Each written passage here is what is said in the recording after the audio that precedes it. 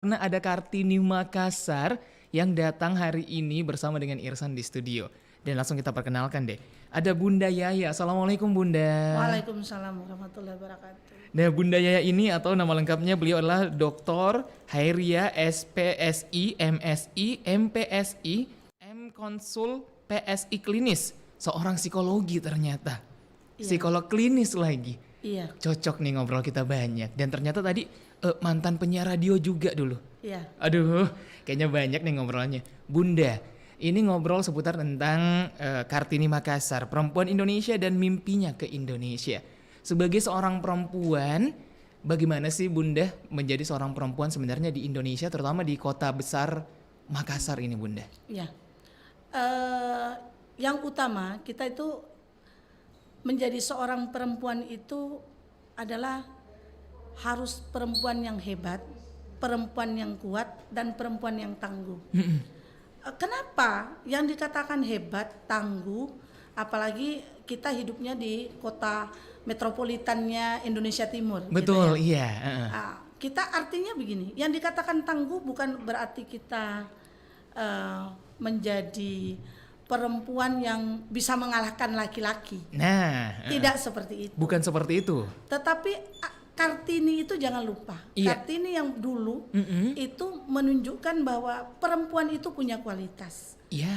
Tangguh yang berkualitas. Nah, Kualitas apa? Jangan sampai memang laki-laki itu adalah kepala rumah tangga, katanya Iya. begitu, Pime. Perempuan bukan kepala, tetapi pendamping, pendamping. Nah, mendampingin laki-laki iya. yang dikatakan kepala rumah tangga. Iya, Kalau sebagai seorang pendamping, iya. dia juga harus cerdas. Betul. Kalau tidak ada perempuan yang cerdas, tidak akan muncul laki-laki yang cerdas. Iya. Artinya tonggak pembangunan itu sendiri juga dipegang oleh perempuan. Betul. Jadi seperti itu. Menarik ya. Nah, ini yang saya garis bawahi adalah perempuan yang berkualitas. Sebenarnya itu yang dituntut, bukan menjadikan perempuan sebagai kepala ya, begitu Ya, Bu ya. bukan. Begitu Bunda ya. Jadi ini menarik, perempuan yang berkualitas. Nah, sebagai perempuan yang berkualitas, apa sih nih Bunda yang bisa ditunjukkan sebenarnya? Ini nih, perempuan berkualitas seperti ini nih harusnya. Yang pertama menjunjung tinggi kita punya agama. Baik agama apapun. Kalau kebetulan saya ini seorang muslim, Iya. Rasulullah kan pernah ditanya oleh sahabatnya, "Ya Rasulullah, siapa yang harus saya hormatin?" Iya. "Ibumu." Beliau menjawab sampai 3 kali. Ibumu dan ibumu. Betul. Nah, artinya pada saat perempuan punya kualitas, Rasulullah itu zaman dulu saja sudah mengatakan berarti perempuan itu harus punya kualitas karena akan dihargain. Betul. Itu yang pertama. Yang kedua, yang dikatakan punya kualitas, ingat katanya Rasulullah lagi, Iya. bilang ke Ali bin Abi Thalib, dia mengatakan didiklah anakmu, wahai Ali, 25 tahun ke depan, jangan di masamu. 25 tahun ke depan, berarti Iya. sebelum punya anak. Yes. Ya, Jadi di masa yang dulu Iya. jangan dididik anakmu seperti di masa tak, iya. tetapi dididik nanti 25 tahun ke depan. Oke, iya. Jadi kita sudah siap, anak kita itu sudah dipersiapkan sama kita. Itu yang dikatakan perempuan harus punya kualitas. Iya. Karena perempuan yang akan mendidik anak-anak kita. Betul. Itu ya. Iya. Nah, Bunda, berarti perempuan berkualitas harus sekolah S teler, S campur, S kelapa muda, gitu kan? S1, S2 dan Betul, seterusnya. betul, No, iya. bukan yang seperti itu. Bukan seperti itu, nah menarik. Bukan seperti itu.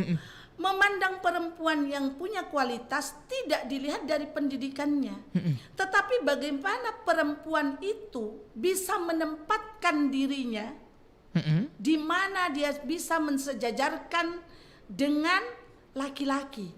Ingat, tidak mendahului ya, mensejajarkan. Mensejajarkan, oke. Itu yang dikatakan perempuan kualitas. Terus perempuan yang dikatakan power angels, dimanapun dia bisa ditempatkan sama suaminya Iya. sebagai pendamping, dia siap. dalam segala hal. Wow. Karena saya sebagai seorang psikolog, Iya. jangan sampai perempuan ini kadang-kadang yang saya lakukan penelitian, Iya. pada saat perekonomiannya rendah si Iya. suami, perempuan itu mencari. Iya, oke, paham. Iya. Nah, bukan yang seperti itu, tetapi perempuan yang berkualitas, perempuan yang siap menjadi power angels dimanapun dia ditempatkan. Apalagi perempuan Kota Makassar, Iya. yang kota metropolitan, itu yang harus dipahami. Berarti harus sama-sama struggle begitu Bunda ya? Yes. Menarik. Nah, masih bersama dengan Bunda Yaya, pendengar tentunya masih ngobrol seputar tentang Kartini Makassar, perempuan Indonesia dan mimpi ke Indonesia. Tadi perempuan yang berkualitas ini menarik tadi dari perkataannya Bunda. Perempuan berkualitas itu tidak dilihat dari pendidikannya. Yes. Nah, jadi kalau pandangannya Bunda sendiri, bagaimana sih akses pendidikan kepada perempuan di Makassar saat ini, Bunda? Pendidikan di Kota Makassar sudah bagus. Cuman kurang merata. Kurang Kebetulan merata, saya oke. juga dosen. Kenapa saya masih didominasi? Misalkan Fakultas Kedokteran Iya, masih didominasi perempuan. Iya, Hanya perempuan, laki-lakinya itu hanya sekitar 25%. Nah itu kan terjadinya, artinya apa ya? Bukan saya mengatakan ketimpangan ya, tetapi ada pemblokan gitu, kira-kira mengkotak-kotakkan. Misalkan teknik gitu ya, jurusan teknik itu 75% laki-laki. betul, identik gitu. dengan itu benar Yes. Bunda ya. Nah, Jurusan laki-laki. jadi kayak jurusan laki-laki gitu. Jadi anak saya yang misalkan seorang laki-laki yang kuliah Iya. di kedokteran, jadi kayak bunga gitu. Karena dari kebetulan di angkatan anak saya Iya. itu 250 murid Iya, mahasiswa. Mahasiswa Terus laki-lakinya itu hanya 45 dari 200. dari 250. Iya, Nah, kembali saya juga lihat ada temennya anak saya yang kuliah di teknik, Iya. anaknya perempuan, satu angkatan itu lebih dari 300. Iya. Perempuannya hanya 10%-nya. Wah, jadi benar. Nah, itu yang menurut saya kayaknya belum, artinya belum masih apa ya? Kalau dibilang Kartini modern belum bisa Belum bisa dikatakan ya. itu. Berarti masih ada kotak-kotakan begitu Yes. Bunda ya. Apakah karena faktor culture? Saya nggak melakukan penelitian di situ gitu. Jadi saya belum paham Iya. di situ, tidak bisa memberikan argumen apapun. Oke Bunda, terima kasih banyak. Dan berikutnya masih ada narasumber kami yang lain pendengar. Masih seputar tentang Kartini Makassar, perempuan Indonesia dan mimpi ke Indonesia. Bersama dengan Ibu Yeni Rahman. Beliau adalah seorang legislator Komisi D DPRD Kota Makassar, bidang sosial dan pendidikan. Saya mungkin mencoba menyapa beliau dulu. Assalamualaikum warahmatullahi wabarakatuh. Ya, Waalaikumsalam warahmatullahi wabarakatuh. Terima kasih banyak Bu sudah sempat hadir di siang hari ini. Kartini Makassar nih Bu. Yang menarik ini ternyata Ibu Yeni ini saya panggilnya apa nih Bu? Akrabnya? Yeni. Ibu Yeni aja. Iya. Aku pakai Bu Yeni. Bu Yen, ini kan tadi sudah sempat ngobrol sama tim. Ternyata salah seorang legislator yang masih tinggal di lorong katanya Bunda. Masih tinggal di lorong, terus masih low profile. Kalau seorang legislator yang biasanya image-nya legislator kan rumahnya besar ya. Terus pagarnya tinggi. Beliau masih tinggal di lorong ya sebegitu. Nah, Bu Yeni, bagaimana pandangannya Bu Yeni sendiri sebagai seorang legislator perempuan yang berkarir di Indonesia? Apakah ada timpang tindih atau mungkin justru malah tertekan jadi seorang perempuan legislator di Indonesia, Bunda? Ya, menjadi seorang legislator, saya pikir memang suatu tantangan besar ya. Iya. Dan dari pemaparan Bu Yaya tadi ini sangat menarik, itu menambah pengetahuan baru saya juga. Ya, perempuan saya sepakat tadi yang disampaikan bahwa tidak hanya dilihat dari pendidikan ya, bukan berarti tidak butuh pendidikan, tidak hanya. Tidak, berarti memang harus banyak hal yang bisa diberikan oleh perempuan. Kita ketahui bahwa di masa Kartini itu kan memang sama sekali perempuan tidak tahu membaca, tidak tahu menulis. Betul. Tetapi di era sekarang ini tantangannya itu sangat berbeda. Ya. seperti misalnya dengan kondisi COVID juga ini kan Iya. memberikan tantangan yang sangat besar khususnya untuk perempuan. Betul, apalagi ibu. Aduh, besar Jadi sekali. Kita sudah belum bicara lagi soal kebutuhan rumah tangga. Betul. Jadi kenapa mesti seorang perempuan juga hadir di dalam jadi seorang legislator? Iya. Karena kebijakan-kebijakan yang dihasilkan oleh pemerintah dalam hal ini negara itu sangat besar dampaknya kepada ibu-ibu dan itu Oke. sangat terasa. Ya, cuman memang saya sepakat tadi bahwa seorang perempuan memang harus punya kualitas. Kualitas ini memang bisa didapatkan tidak hanya lewat pendidikan, tetapi bagaimana dia berinteraksi Iya. sama orang-orang di sekitarnya.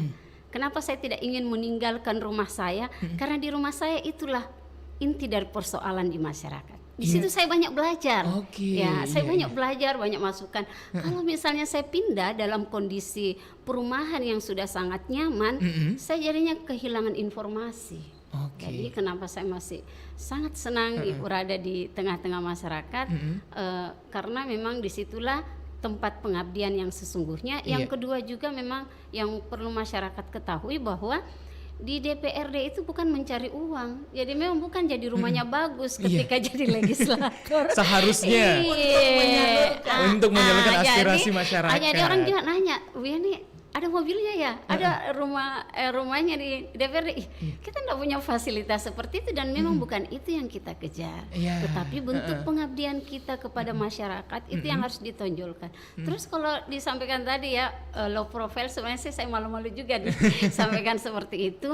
Kenapa saya tidak ingin berpenampilan seperti kesannya yang tanda kutip wah ya, Iya, walaupun itu saya mampu Iya. untuk itu. Saya tidak melihat ke fashion, walaupun fashion itu juga penting sebagai penunjang. Oke. Iya, itu sangat penting. Tetapi menurut saya yang penting adalah isi di kepala. Saya malu Oke. kalau misalnya tampil menarik, ya, maaf. Tapi saya tidak punya isi. Nah, kalau minimal misalnya ya, Iya. saya memang penampilannya, memang pengetahuan saya biasa-biasa saja. Terus penampilan saya biasa kan seimbang gitu. Oh Iya, iya, tahu cocok memang. Tapi kalau saya kelihatannya wah, Iya. ternyata ditanya enggak ngerti apa-apa, aduh saya jadi kayaknya mau kembali dulu pulang ke rumah. Jadi buka buku dulu. iya, jadi saya sangat ingin banyak belajar dari mana saja dan tempat belajar yang paling baik memang adalah di masyarakat. Tempat belajar paling baik adalah masyarakat. Nah, kembali sedikit menyinggung tentang pendidikan. Mungkin sama pertanyaan sama Bunda Yaya tadi. Bagaimana kalau dari pandangannya Ibu Yeni tentang pendidikan untuk perempuan yang ada di Makassar Ya, lebih tepatnya? ini sebenarnya Bu Yaya saya juga lagi belajar. Iya. Ini nanti masukan dari Bu Yaya juga. Saya butuh sekali ilmunya. Saya sekarang lagi mencoba menggiatkan sekolah ibu. Sekolah ibu. Wow. Ini sekolah ibu adalah semacam pendidikan informal ya, dan yang di dalam pikiran saya bahwa saya sangat senang tadi bahasanya Bu ya, bahwa perempuan itu tidak hanya cerdas dari pendidikan saja ya, Iya. bahwa tidak informal ya. Iya. Ya, kita sepakat soal itu. Jadi memang harus seharusnya ada ruang untuk perempuan dia bisa cerdas tanpa di bangku sekolah. Oke, Saya menarik, dan menarik. saya ini coba ingin menghadirkan program sekolah ibu yang saya coba gagas dan sudah saya lakoni selama setahun, tapi karena pandemik akhirnya kami liburkan. Di sekolah ibu inilah kami akan memberikan nilai-nilai kepada perempuan-perempuan Iya. tentang bagaimana menjadi seorang ibu yang baik dengan materi-materi parenting, bagaimana dia mengembangkan keterampilan-keterampilannya, ada ruang untuk berkonsultasi ketika ada masalah. Saya sangat sepakat juga tadi yang Bapak mengatakan bahwa kami hadir di dunia publik bukan untuk menyaingi laki-laki. Bukan untuk penyanyi laki-laki. Bukan. Oke. Dan kalau ya tadi kalau saya agak sedikit beda bahwa kami hadir sebenarnya untuk kolaborasi. Saling Kolaborasi. melengkapi. Ya, ada hal-hal yang tentu saja laki-laki tidak bisa lakukan, perempuan bisa lakukan. Betul. Dan ada juga paradigma dari data-data yang ada di Dinas Perempuan bahwa harusnya perempuan pekerja itu harus lebih banyak ya untuk menopang keluarga. Iya. Dan salah satu alasan juga supaya kalau misalnya terjadi apa-apa di dalam rumah tangganya, diceraikan misalnya suaminya, dia jadi bisa mandiri. Kalau saya Iya. tidak berada di pusara itu. Artinya kita niatkan memang nih. Maksud saya kita harus mandiri Ya. sambil sambil kita meramu keluarga kita dan terjadilah ketahanan keluarga di dalamnya. Jadi Iya. bukan kita bilang saya harus bekerja. Ibu itu harus bekerja. Kalau ditinggalkan suaminya nanti kan sudah punya pegangan. Ini kan jadinya lain lagi niatnya. Perspektifnya lain Iya, lagi. Betul, perspektif. perspektifnya Jadi, berbeda.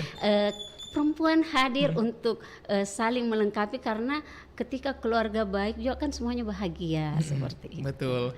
Iya. Menarik mendengar, masih di pengaruh utamaan gender spesial di Hari Kartini. Kartini Makassar, perempuan Indonesia dan mimpi ke Indonesia. Akan banyak obrolan lagi bersama dengan dua Kartininya Makassar yang sempat hadir di siang hari ini pendengar. Tapi satu lagu dulu untuk menghibur Anda.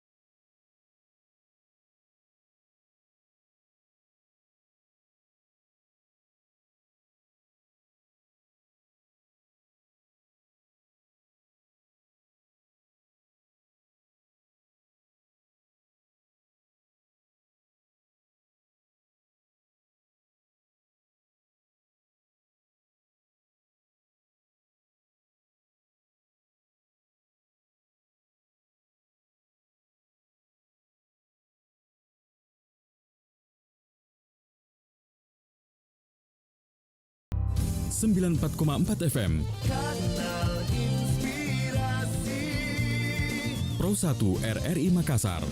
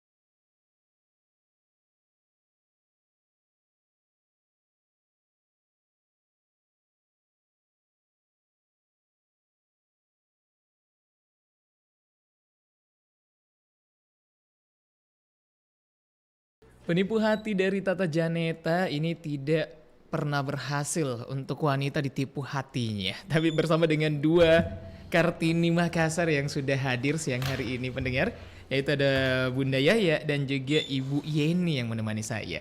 Tadi sudah ngobrol banyak bersama dengan beliau-beliau Kartini Makassar ini pendengar. Tapi yang menarik ini setelah membahas tentang pendidikan, berikutnya kita akan membahas tentang bagaimana sih susahnya menjadi wanita di Makassar. Masalah-masalah apa sih? Mungkin saya ke Bunda Yaya dulu. Masalah-masalah apa yang akhirnya banyak dihadapi wanita di era globalisasi yang modern ini, apalagi pandemi kemarin Bunda, yang terutama di kota Makassar, Tabe Bunda. Ya. Untuk kita berbicara Kartini. Iya betul. Otomatis kita berbicara perempuan. Iya. Seperti yang dikatakan Ibu legislator Iya. ini, beliau ini, saya cukup tergelitik tadi bahwa ada sekolah perempuan. Ada sekolah perempuan. Yes. Di Dinas Pemberdayaan Perempuan di Perlindungan Anak khususnya di Kota Makassar, Iya. ada kita punya namanya Puspaga.